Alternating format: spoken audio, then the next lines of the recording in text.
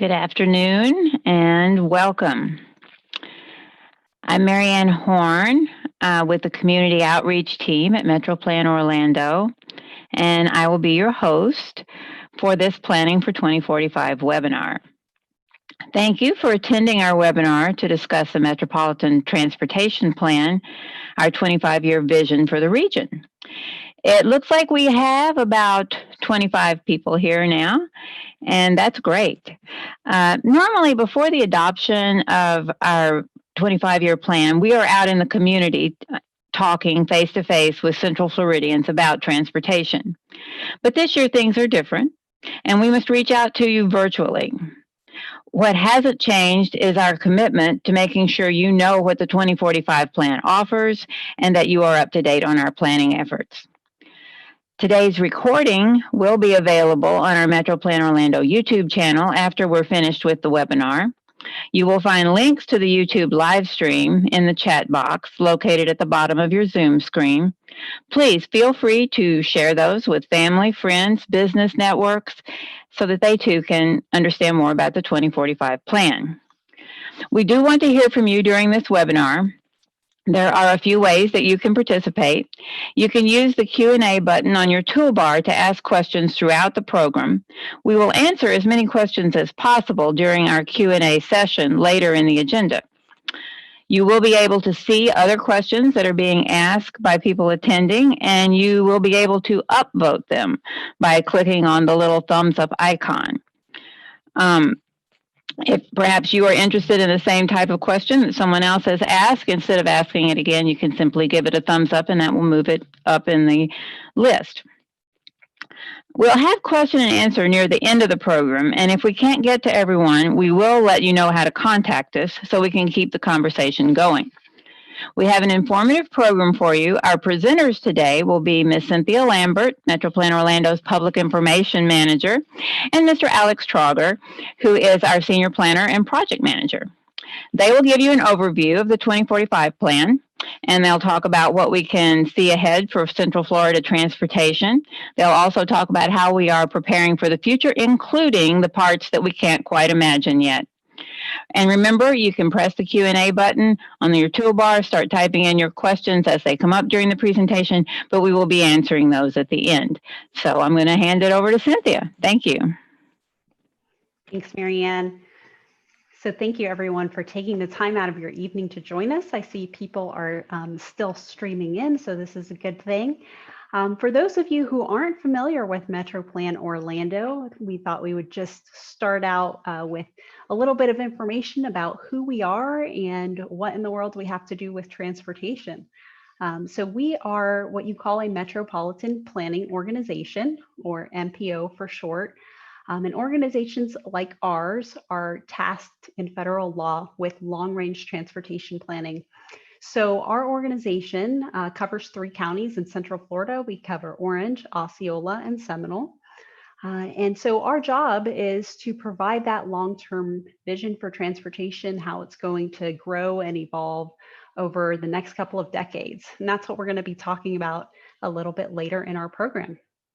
So our board is made up of elected officials from the 3-county area, and also made up of representatives from probably all the transportation organizations you can think of, links, the aviation authorities, the expressway authorities. So we're the place where everybody comes together to come to a consensus on what that vision should be and where the transportation system needs to be growing. So our board's main job is to prioritize these transportation projects for federal and state funding. And as you can imagine, that's a very hard job because transportation projects are expensive, and unfortunately, we don't have enough funds coming in to pay for all of our needs. So we won't get too much into funding today, but it's a very important part of the planning process. So moving on to kind of what in the world planning involves, we are tasked with creating 3 main plans. And so the one that we're going to be talking about today is our Metropolitan Transportation Plan, or MTP for short. We like our acronyms in transportation world. So I'll tell you a little bit more about that plan as we go through our program today. But the main thing I want you to know right now is that this is an important plan because in order for a transportation project to receive federal or state funding, it has to be in our long-range plan. So that's why our planning process is so important. And once projects get into that long-range plan, then we put the projects that we can afford in a ranked order, and then they get put on a waiting list for funding. And we call that our prioritized project list. And then once a project comes across that bridge and money actually becomes available, then the project gets moved into our 5-year plan. And that's our transportation improvement program. So if you're here today looking for specific information about projects perhaps near your home, a great place for you to look for that information is in our 5-year plan, our transportation improvement program. We have an interactive website, a map tool on our site where you can actually put in your address and see what's coming in the next 5 years near you. But today we're going to keep the conversation at kind of that 30,000 foot level and talk about the future. What are some of the challenges and opportunities that we see coming up? But first, we want to hear from you. So we are going to be launching a poll question here shortly, and we want to know your thoughts on the transportation system.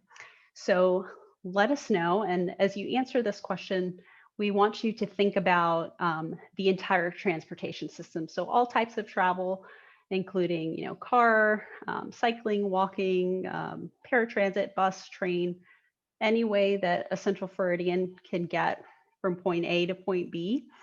We want you to consider that. So think about how well do you think the Central Florida transportation system serves the needs of residents and visitors? So please go ahead and give us your answer to that. And we will share the results in a few moments, but we're going to give you a few seconds to answer that question for us. So the spectrum goes from great, serves all travelers equally well. Perhaps it's pretty good, serves most travelers adequately. Average, serves some travelers. Poor, fails to serve most travelers. Or failing, no one's needs are being met. So please take a moment and share your opinion with us. We will give you about another 10 or 15 seconds here.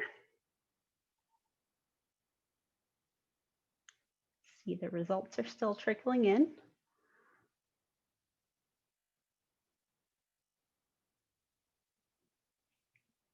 Okay, let's go ahead and end our poll, please. And let's share the results. So it looks like most of you think average. So our transportation system is only serving some travelers the way it should. So clearly we have room for improvement. We happen to agree with you. We think that there's definitely work to be done on the transportation system. So let's talk about how do we start doing that? So, improving the process of improving tomorrow's transportation system has to start today. So we're here to talk about the year 2045. I know what you might be thinking right now. How old am I going to be in 2045? Usually I can see people's wheels start turning when I throw that year out there. So, take your current age, add 25 years. That's how old you're going to be when our transportation plan comes to life. So, even if the answer that came to mind is I might not be around in 2045, hopefully that didn't come to your mind.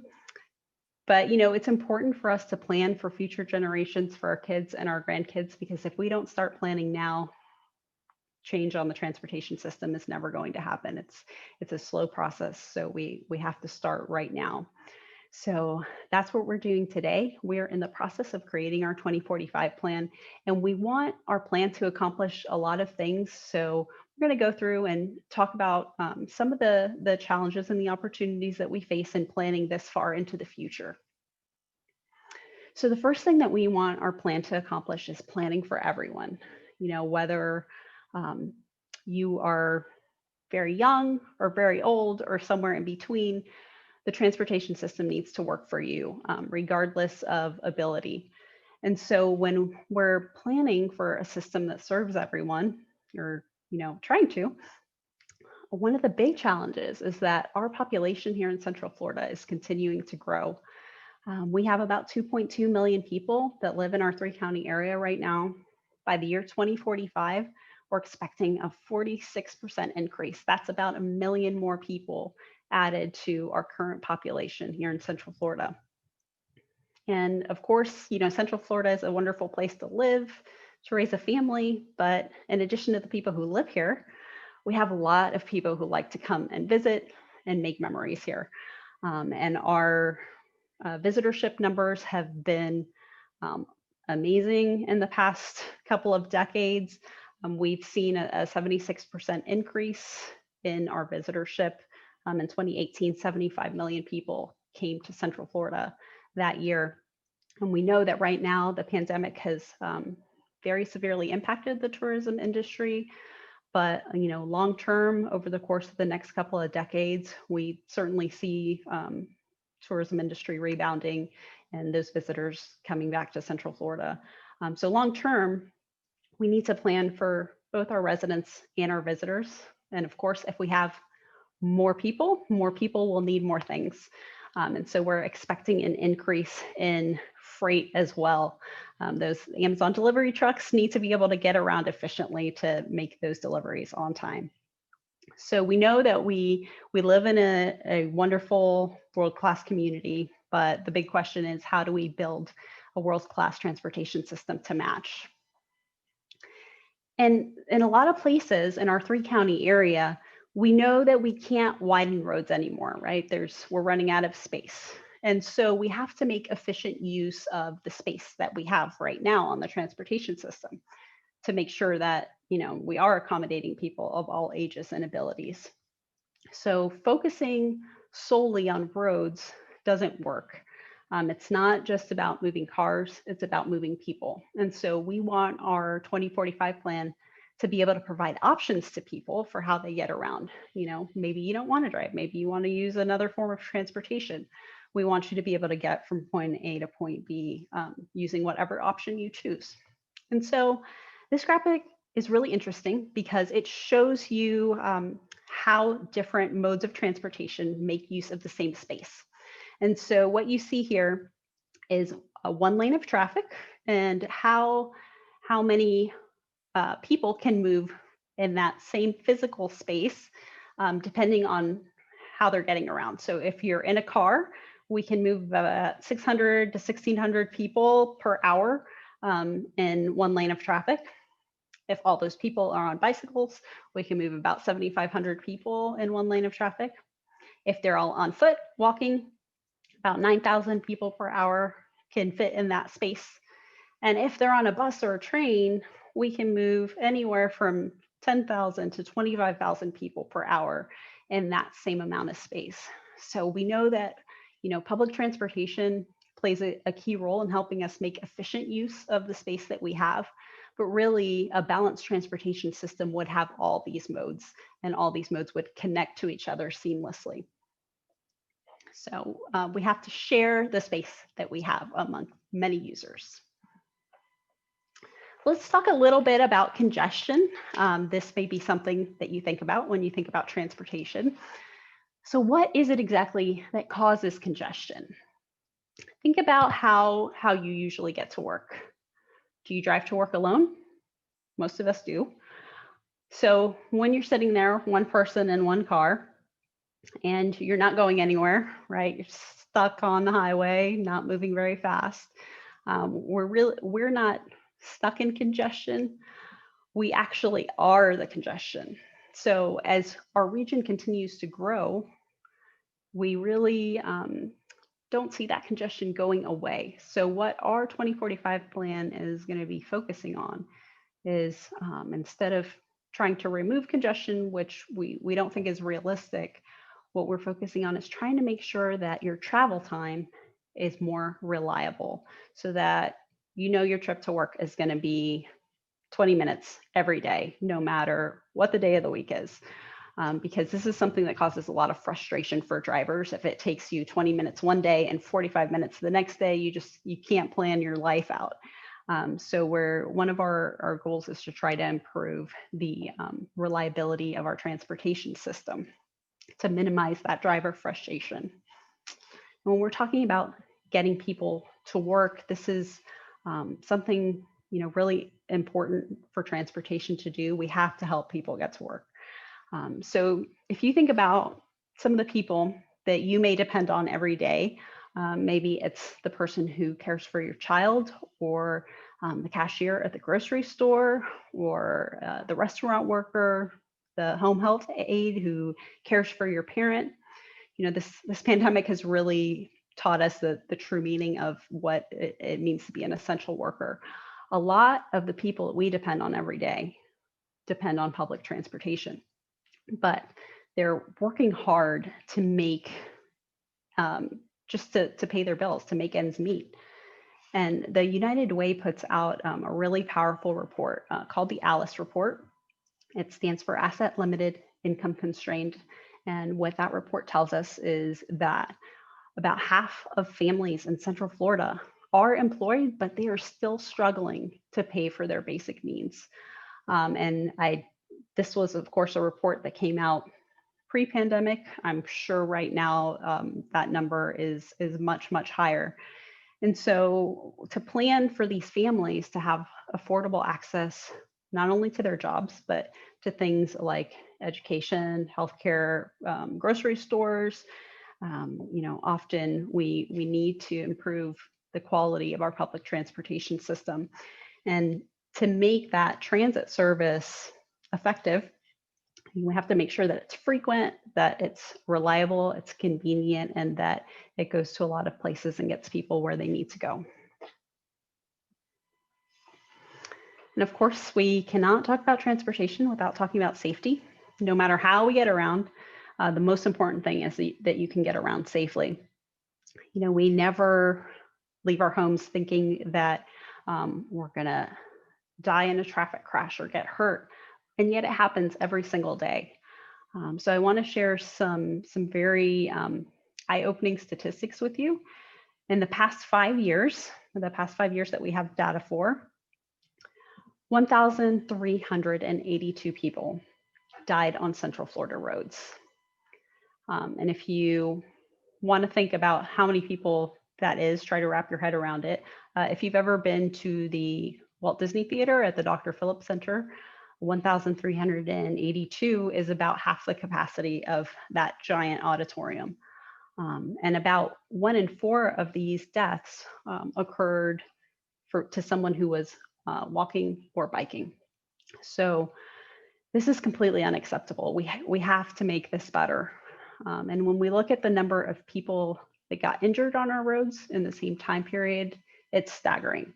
So more than 157,000 people got hurt on our roads.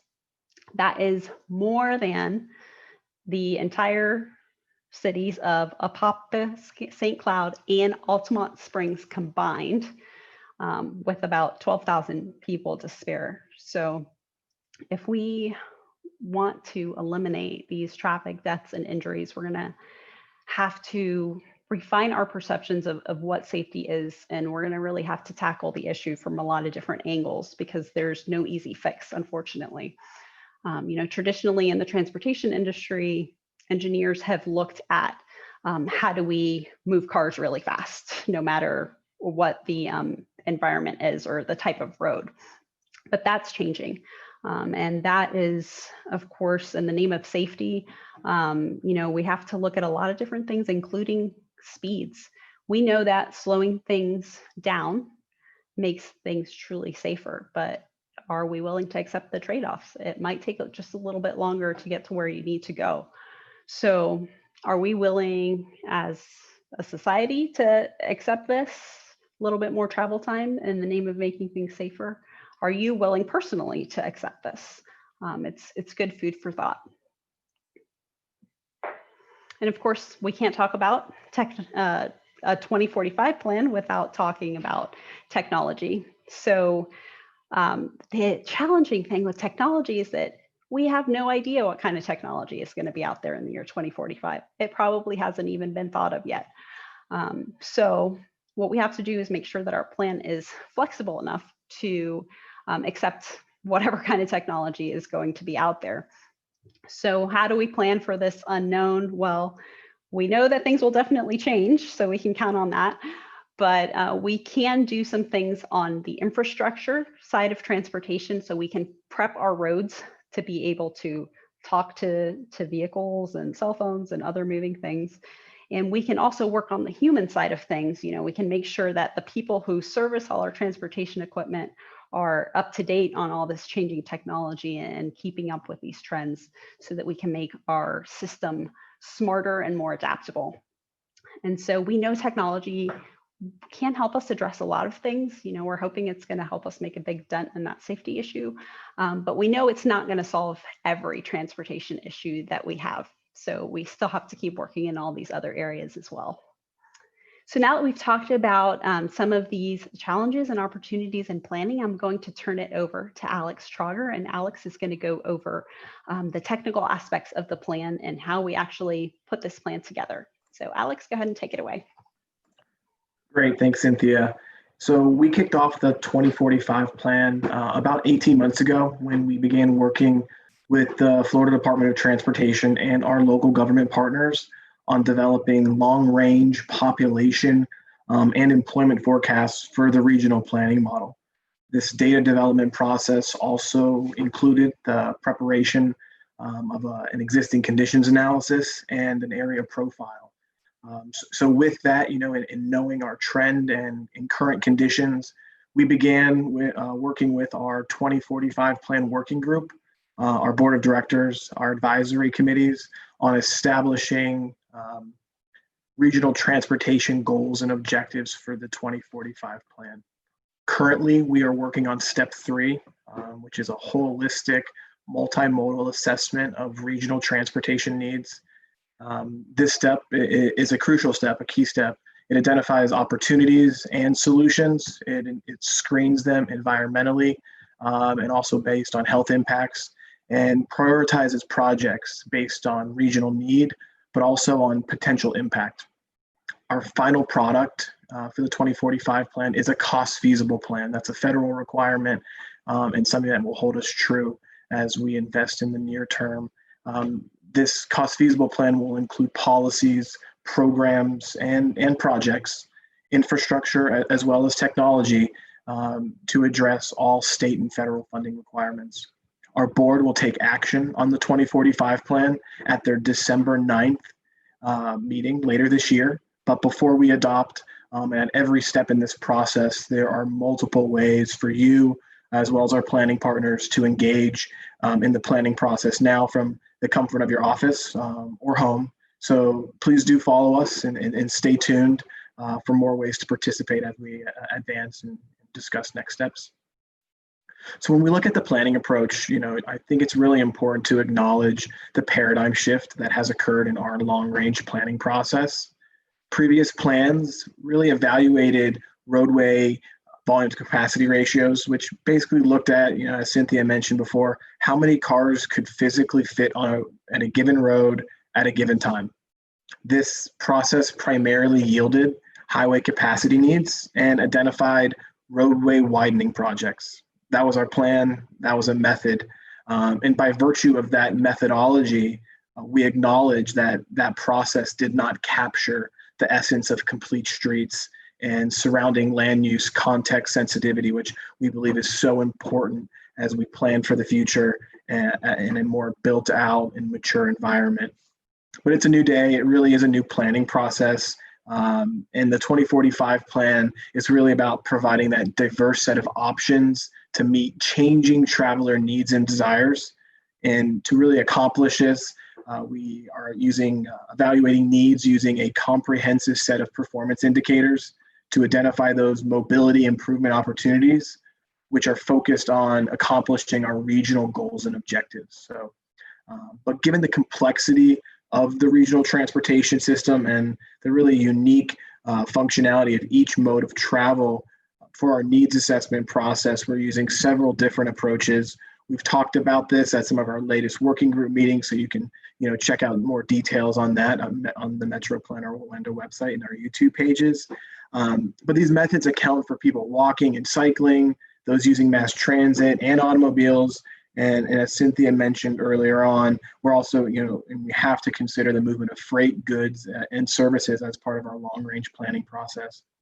This future-focused needs assessment also considers and will follow a scenario planning process that we are in right now.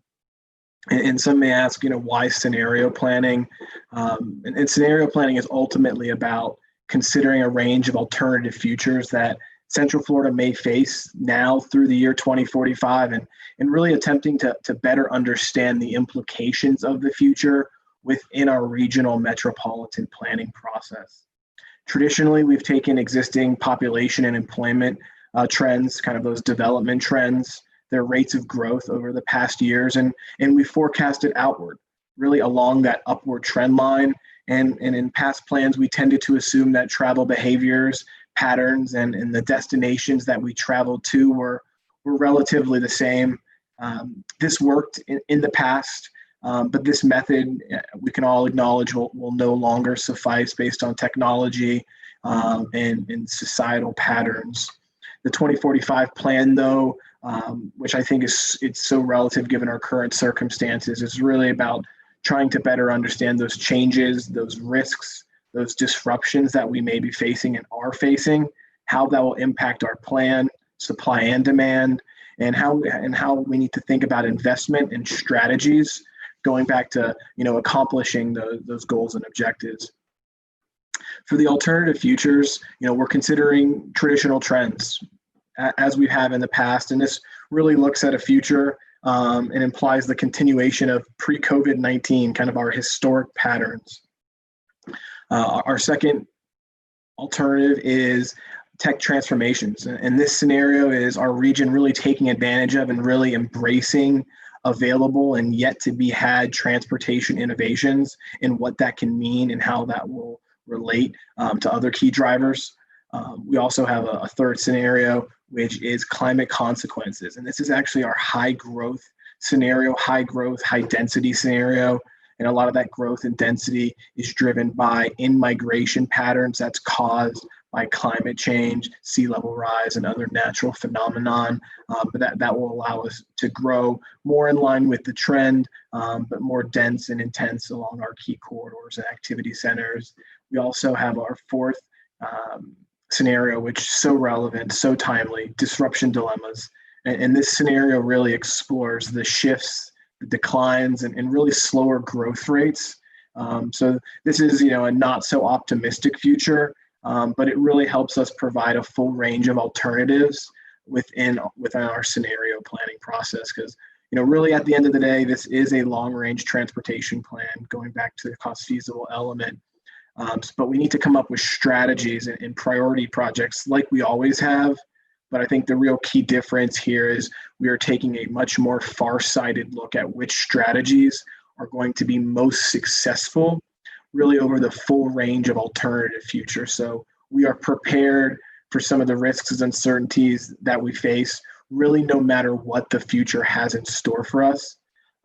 And I think that's a great segue to goals and objectives, is no matter what the future has in store for us.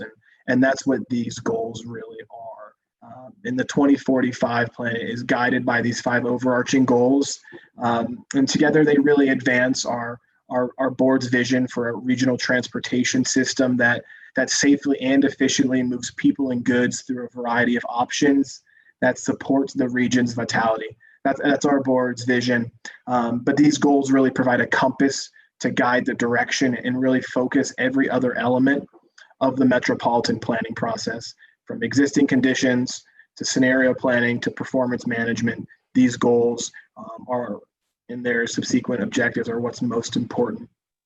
Our goals for the 2045 plan are providing a safe and secure transportation system for all users, leveraging innovative solutions to optimize system performance.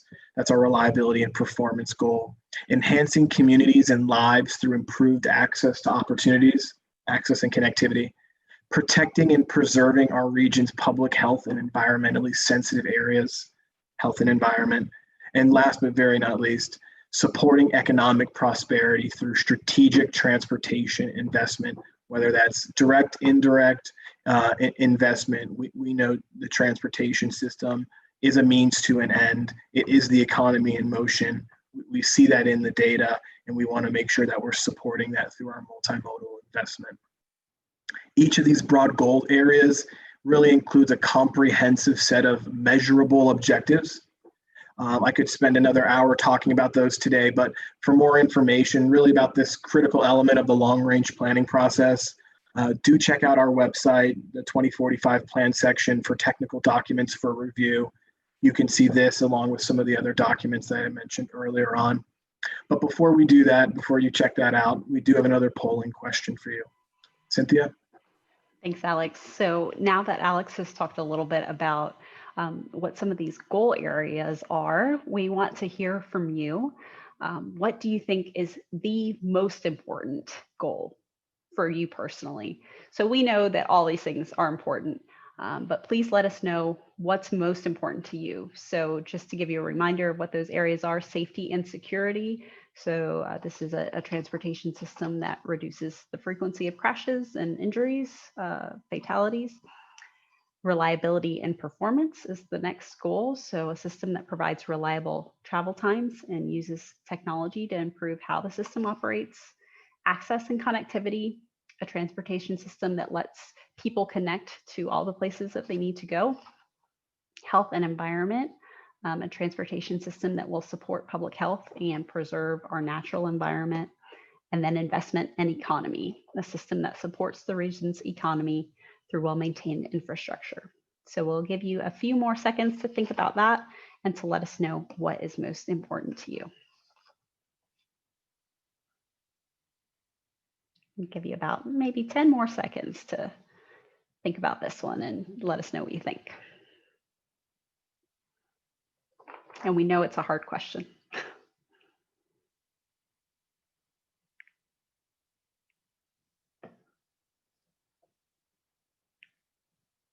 Okay, if we can go ahead and have our host end the poll and share our results. So it looks like for our participants today, access and connectivity is the most important thing to you, but we see a lot of things that are pretty close behind that. So this is, when we ask people about this, we're always really interested to see what kind of results that we get, because it's a really tough choice. So thank you for sharing that with us. So we will move on, and we're almost to the part where we're going to start answering your questions.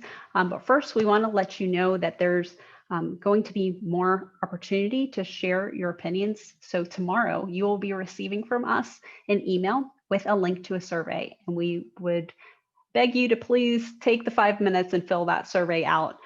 These are kind of the 3 main questions that we're going to be asking you on that. We're going to ask you an even harder question about goals and objectives. So you just told us, the one you think is most important, but we're going to ask you to rank those in order of importance to you, rank all of them. So it's a tough choice. And we're going to ask you what are the top 3 things that you think would make the biggest positive change for our transportation system. So if you could kind of wave your hand and choose any 3 things, we'll give you a list to choose from there.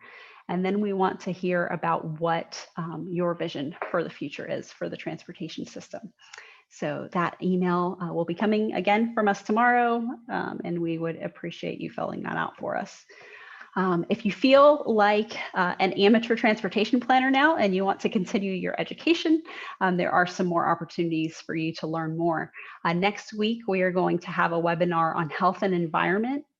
This is going to be a little bit more technical in nature, but if you are interested in how transportation can support public health, the natural environment, or resiliency, those 3 topic areas, that is what we're going to be focusing on next week. But if you had to choose only one of these to attend, I would say please go ahead and register for our September 1st program. This is going to be called Future Fest, and it's going to be all about those transportation scenarios that Alex talked about. So we're going to be really taking a deep dive into what each of those different alternative futures means and how in the world we can start preparing for all these different things. So that's going to be a great program. So with that, Marianne, I will turn it back over to you. Okay. Thank you, Cynthia and Alex. And we are at the point where we take your questions. We normally start with written questions. At the moment, we don't have any active questions, although there were a couple that were posed early on, and it might be a good chance here to answer those, and I can answer those. In the meantime, if you want to submit a question, you'll press that Q&A button at the bottom of your screen and type in your question, and then we'll answer it live.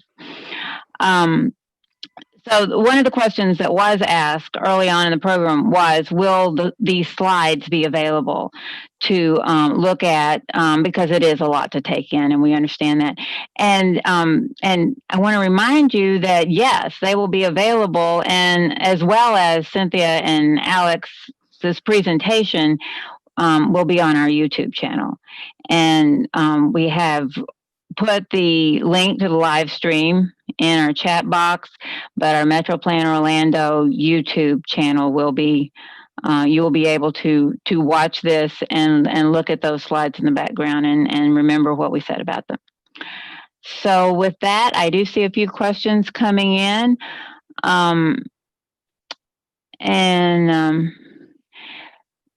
At the beginning, this is one that I think we hear a lot, and so this is a good one to use.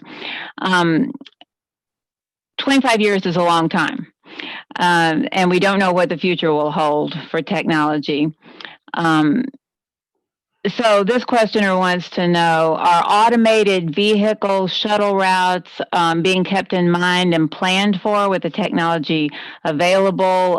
He cites an example and says, perhaps from Crane Roost to the Altamont Sunrail station, would those kinds of places be targeted in our 2045 plan for a possible EV shuttle?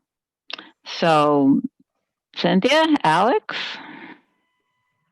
Might be for Alex to start out. Yeah, I'll go ahead and take a stab at that one. So, as it relates to technology and as it relates to including and considering the implications of autonomous, connected, and electric vehicles for that matter in our planning process, we're using different planning tools to forecast the impacts of supply and demand.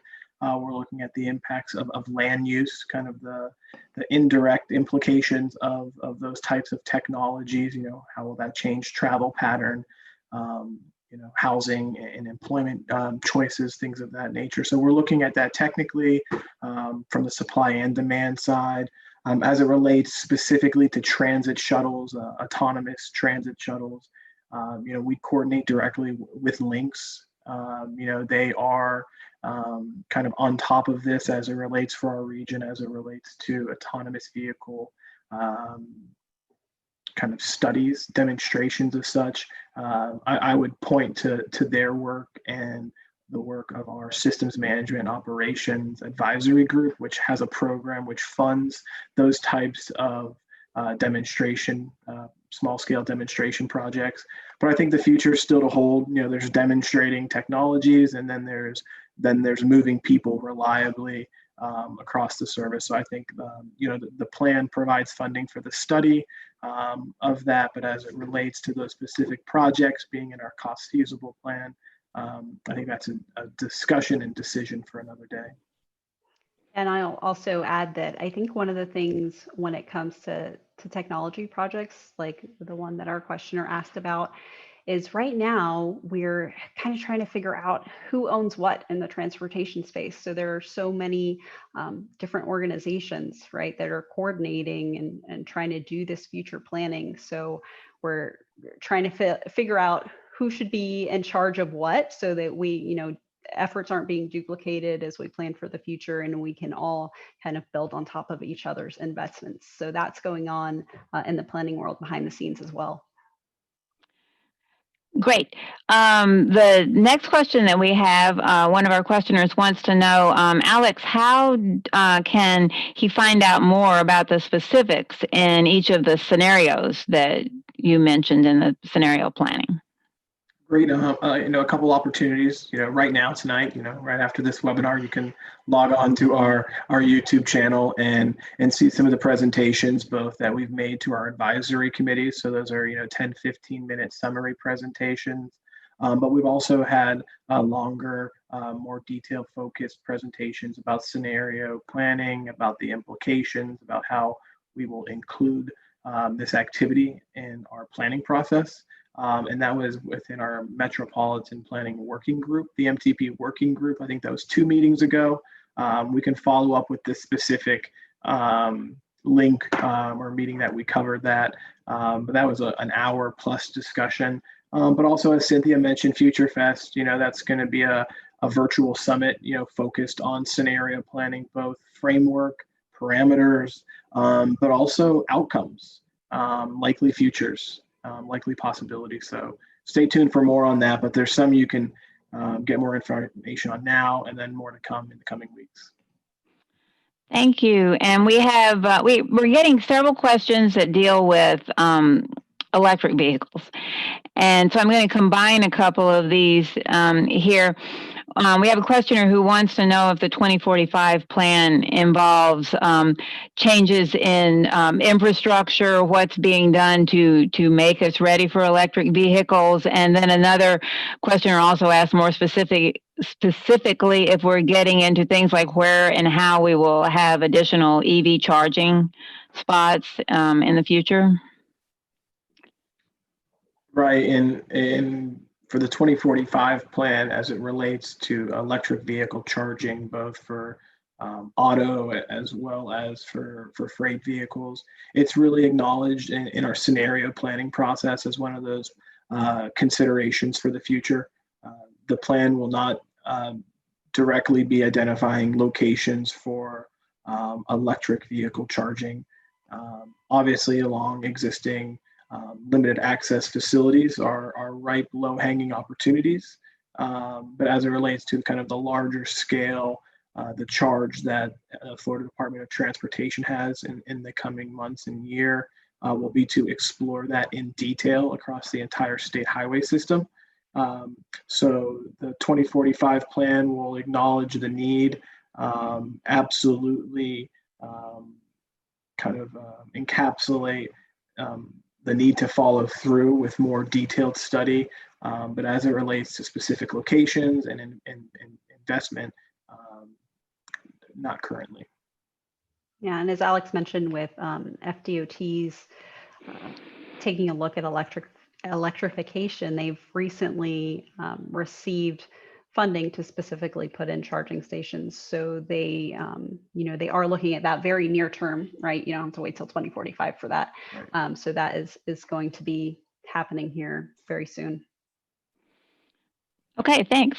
And we have a questioner who wants to know what kind of strategies we're putting in place to make us more connected, such as connecting rail to the airport and the surrounding counties, getting people connected to Titusville area, Tampa, et cetera, bike trails and other things that connect those areas.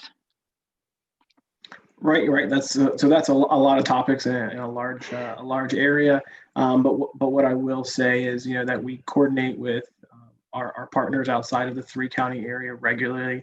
They're going through similar processes right now as part of needs assessment and cost feasibility. So identifying those long range projects. So we're working with them on connecting those kind of super or mega regional gaps as it relates to connections to the airport. And really other critical gaps. We are absolutely identifying those needs. As a critical need, the demand is there. But I think what our plan will show is a need, and I hate to keep using that term, but for additional funding. And that's evident. We have needs and desires to solve and fix these connections. But it comes down to that investment, that economic arm of paying the bills for these projects. Okay, we have another questioner that is looking to examples set in Europe, where some cities have actually banned travel by internal combustion engine vehicles in the city proper, and wants to know what we think the possibilities for that in Central Florida might be. Well, that's a policy topic. I don't believe our board has taken a position on. You know, our board has explored different types of congestion mitigation strategies from European cities, cordon or, kind of metropolitan pricing, the work of our systems management group, and, has explored those alternative regulatory approaches. But that's not something that we're at least considering as part of this plan. We do acknowledge the change in fleet electrification, but also on CAFE standards and how that relates to air quality emissions. So those are things that we're tracking, as part of this process. And it is a goal to reduce, as we go back to those goals and objectives. It's our board's goal and objective to reduce those emissions and to lower vehicle miles traveled, shorten those trips.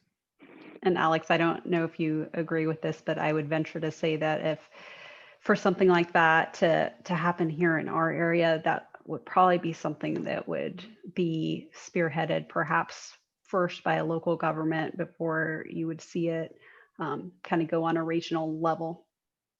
Right, there's exploration and then there's implementation of such a policy, and I think that's would have to be explored in more detail to be implemented.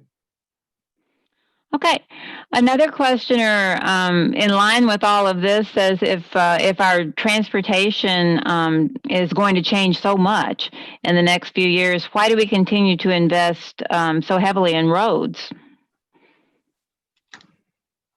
That's a great question, and that's really why we're conducting this scenario planning process, is really to acknowledge those futures where a road as we traditionally know it may not be as important.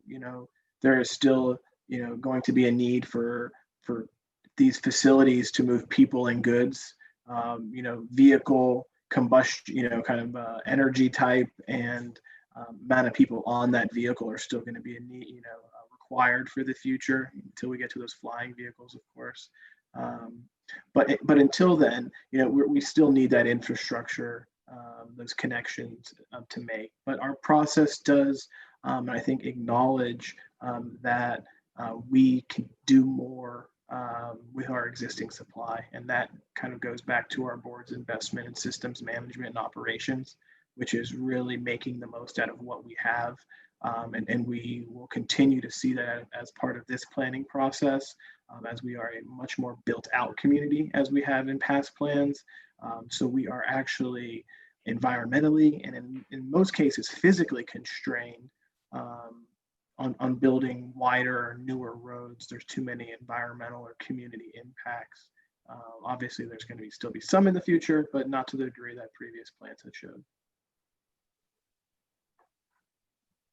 We have a questioner who wants to know about delivery and what the thoughts are on how we can mitigate the congestion that is caused by delivery vehicles, particularly in central city areas. And he points to a city that I love, Toronto, as a city that is considering planning one-way streets and delivery streets to allow those vehicles more leeway.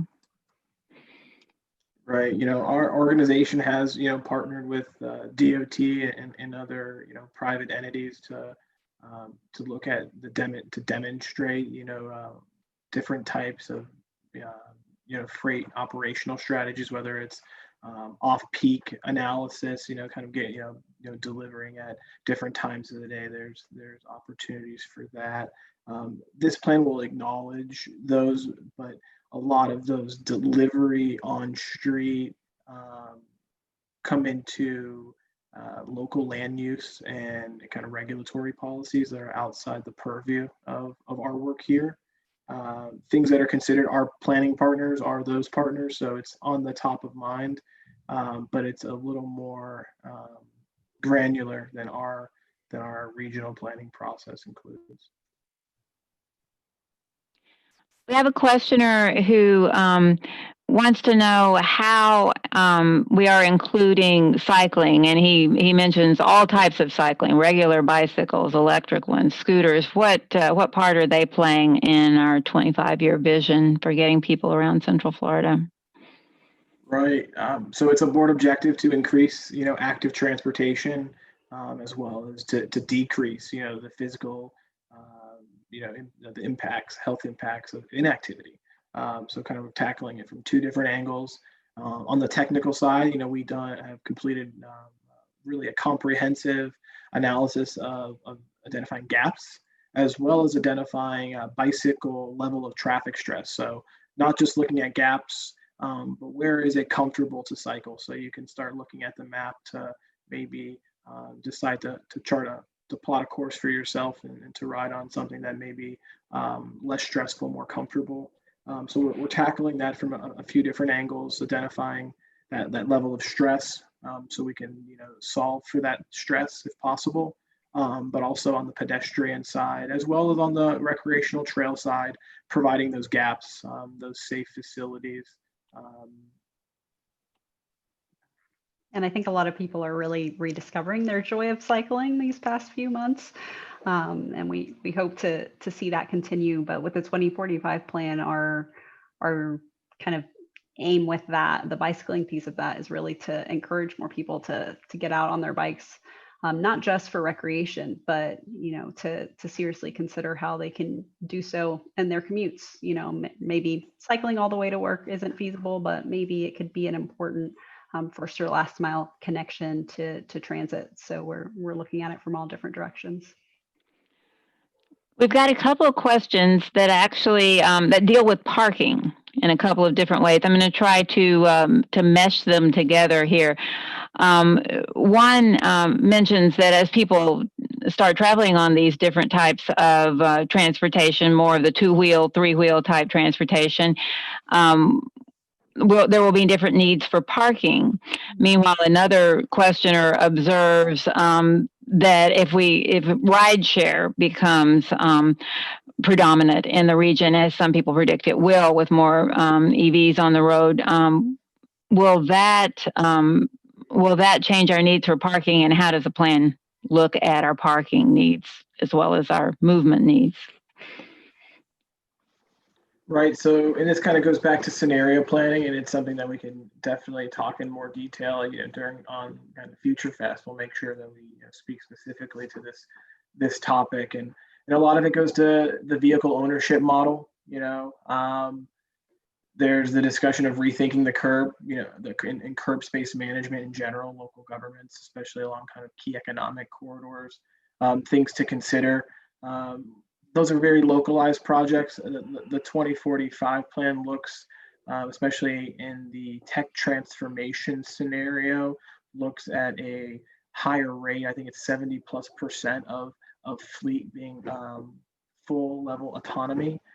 So that's where we're starting to see the trip characteristics that are being made. The traditional origin destination pattern is really disrupted by kind of those deadhead, transit miles and inefficient movement in between productive trips. So there's a lot to occur if that's the case. Parking, storage, kind of, that long-term parking versus kind of short-term storage and staging areas. The city of Orlando has done some of that as part of their kind of nighttime kind of mitigating kind of ride share in the evening times and during special events. So I think seeing that in specific activity centers that warrant that type of strategy, traffic management, congestion management strategy, you'll see to continue it with local government implementation.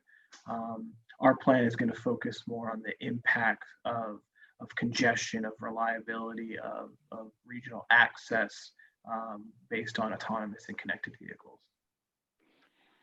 Okay, we have a question that we sometimes hear out in the community.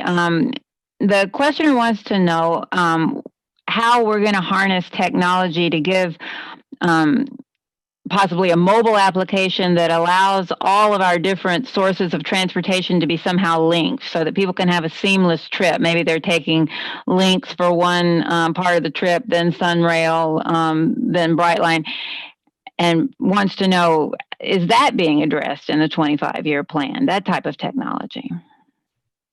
Right. Kind of going right back to scenario planning when we talk about that vehicle subscription service and changes in ownership models. You know, what was just described there is kind of the term or issue of mobility as a service, kind of that one stop, technology making those kind of final seamless connections.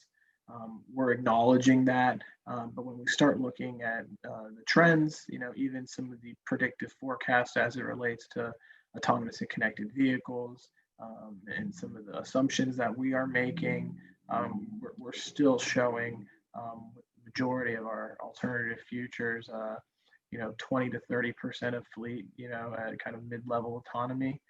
So the impacts for this plan are we're going to start to see them, but not in full fruition like we will in later plans. And that's based on the research we have today. If you looked at the ACES research from 5 years ago, it would have said 2% of fleet. Now we're seeing 50, 60, 70% of fleet. So that's why we're going through this process. That's why we update this process every 5 years, is to make sure while we're thinking large and long into the future, we're making sure that we're always coming back and kind of recalibrating, making sure that we're guiding investment through that continuous process.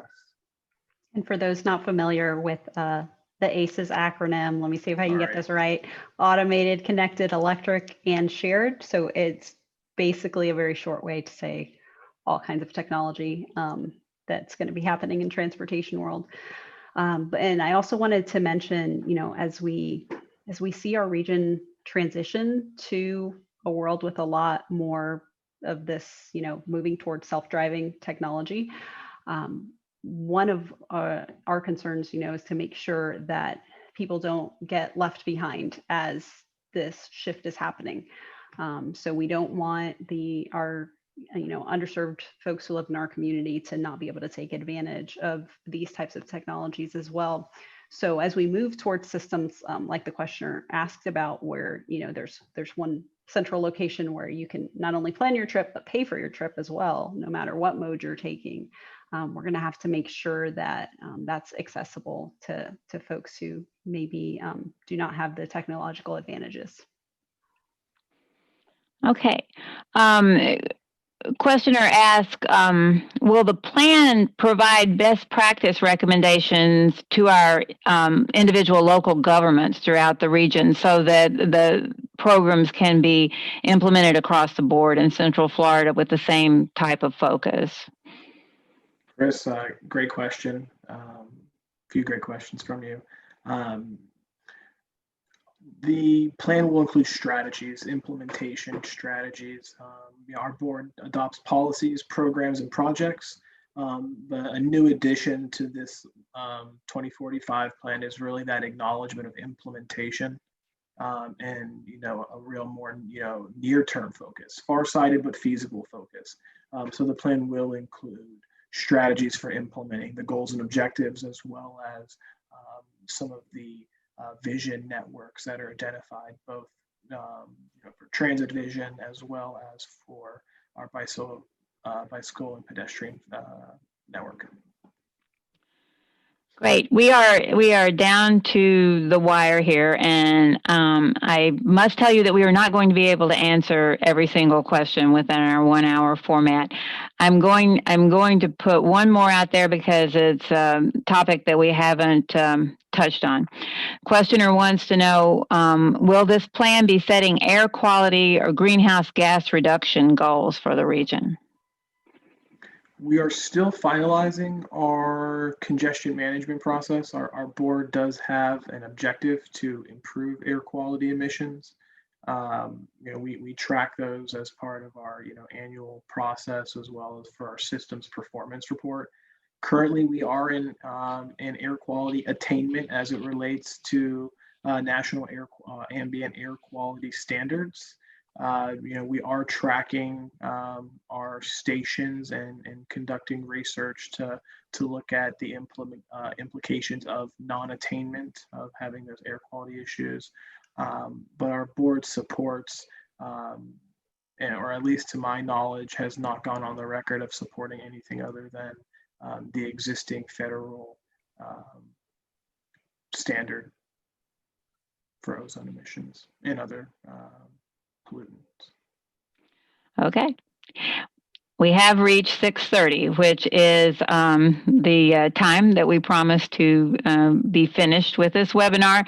And we do have a few questions in the queue. We're going to give you some information about how you can continue this conversation with us. First, I was wondering, we hope that we want to make these webinars useful to people. And so we hope that you learned something tonight.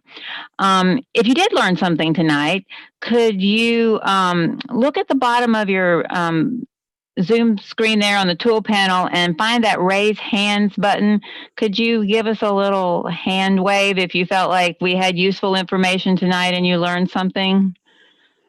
Oh, I see the hands going up. That makes me happy. Thank you, all of you. We appreciate it. We appreciate your being here. Now, if you did have questions that were not addressed here, and there were a few, I'm sorry, or you want more information about anything that we did talk about here, don't hesitate to contact us. Remember that the webinar video will be available on our YouTube channel. You can review it, you can share it, and as Cynthia mentioned, you will receive a follow-up email from us with a short survey and some more links to information about the 2045 plan. You are welcome at any time to ask a question or comment on what you heard today or ideas that might spark. And you see there the email address that we have set aside just for MTP questions and conversations, and that's MTP, as in Metropolitan Transportation Plan, at MetroPlanOrlando.org. And you can also call and we can get the question relayed to us. And you can also mail it to us using the good old U.S. Postal Service, and we will get back to you. We'll give you an answer. We promise. So again, we appreciate your taking time to be with us tonight, to join in this discussion about our transportation system. This webinar is being repeated tomorrow at 2:30, and so if you would like to join us tomorrow afternoon, you can register for that webinar on our website, same way you registered for this one. And we look forward to seeing you at some of our future events that Cynthia told you about, and we appreciate you're joining the transportation conversation. Good evening. Thanks.